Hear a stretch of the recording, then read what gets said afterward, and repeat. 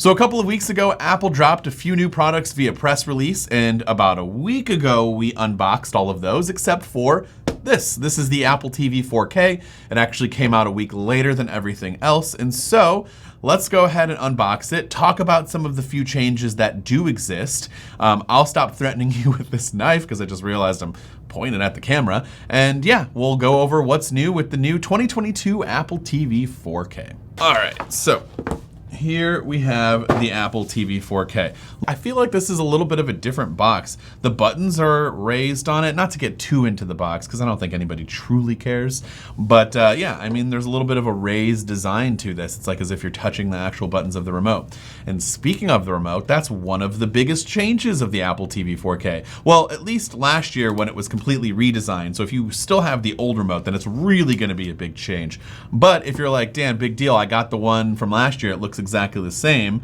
Well, you're right. Here's the one from last year, and it does look exactly the same. But we will talk about one of the bigger changes that happened to it in just a second. But here we have, oh wow, this is significantly lighter and feels much smaller. I was not expecting that. I didn't really realize there was a change to the actual body itself. Here's the other one for perspective. This thing is super heavy in comparison. Like, I feel like within a couple pound difference, which is probably not true, and I'm exaggerating a little bit, but like this feels very heavy. It's massive. And this is very light. Almost feels kind of cheap, just because it's so light. I feel like I could break it. But here you can see. Look at the difference of that. I mean, like it doesn't even cover up the whole thing. It says Apple TV on this. This just has the Apple logo. Let's go ahead and take off the one wrapper here that kind of covers up that glossy plastic, which I'm not a fan of. I really hope one day Apple changes that and just makes the whole thing matte, because this thing is like a fingerprint magnet. I mean, you don't really touch it that often, but you know, when you do, it looks pretty gross. Okay, so you still get your power cable. That's where you plug it in. You still have Ethernet with this one. So this is the more expensive version. I believe it is 128 gigs.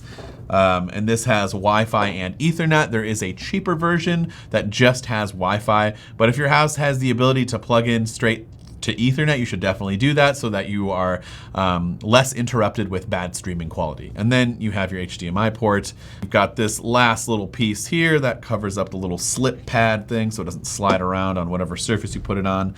And yeah, so I mean, as you can see here are the differences in size. Let's go ahead and get this box out of the way.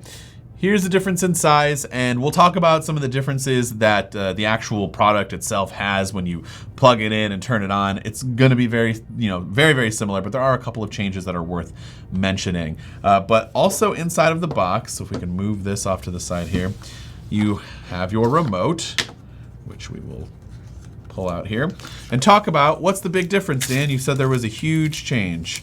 And yeah, I mean, it's a pretty huge change when you think about the direction of Apple and what it's being forced to go, but it's for the better. USB-C. This remote, really, that's it. Has USB-C. This is still Lightning. And so now you can use a USB-C cord to charge your Apple TV remote. And eventually you'll be getting a USB-C cable with your iPhone in the near future. But you also have your power cable, and then you should do...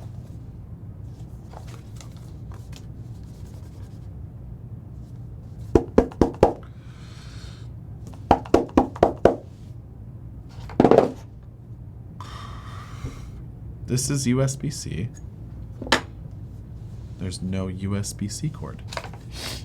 Okay, well, if you have a USB-C cord lying around your house, that's what you're gonna need to use, because Apple didn't give you one, so that's cool. All right.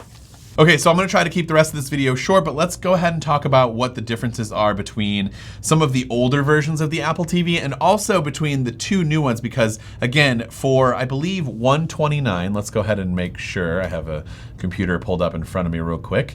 Let's go ahead, yeah, so for $129, 64 gigs of storage, and you do get Wi-Fi only. Remember how I said there's no Ethernet port on that one? So there's no Ethernet port.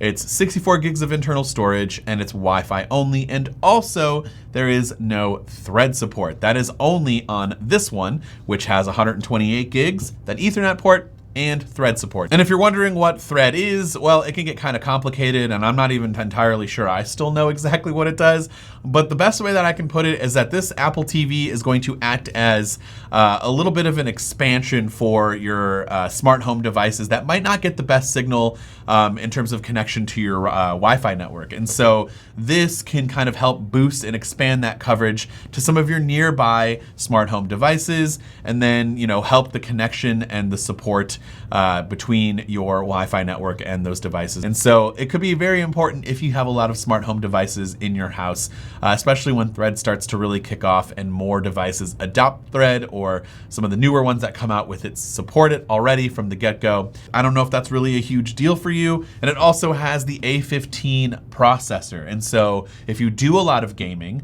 on your Apple TV, that's going to be where you're going to notice the big benefits of having this better processor, because in the past, I believe this one is still running like the A12. And so, yeah, it's going to feel a little bit better in terms of maybe hopefully navigating the menus and getting apps to load. Those, you should start to notice some of those performance increases, but where it's really going to be noticeable is when you're gaming. And if you're someone out there who does a lot of gaming on your Apple TV, it should be a lot better of an experience thanks to the A15 processor. And that's really it. Overall, I mean, the price got lowered, so it's $129 for that Wi-Fi model and $149 for this one. And you get USB-C on this remote. If you have an old Apple TV, if you say have one that's not 4K and you're looking to upgrade, definitely go with the Ethernet one, just so that you can get the extra storage, especially if you're playing a lot of games. And you have Thread support if you have a lot of HomeKit devices or just Thread devices in general that could use the benefits of that little Wi-Fi expansion there. Otherwise, you could go and save $20 and get the regular Wi-Fi 64 gigs if you don't think you're going to use up that storage, if you don't need Thread, and if you don't need Ethernet. And that's really it. So let me know in the comments down below if you're picking up a new Apple TV 4K, if you already picked one up. Let me know down in those comments below. This has been Dan with Mac Rumors. Thanks so much for watching, and I hope to see you around in the next video.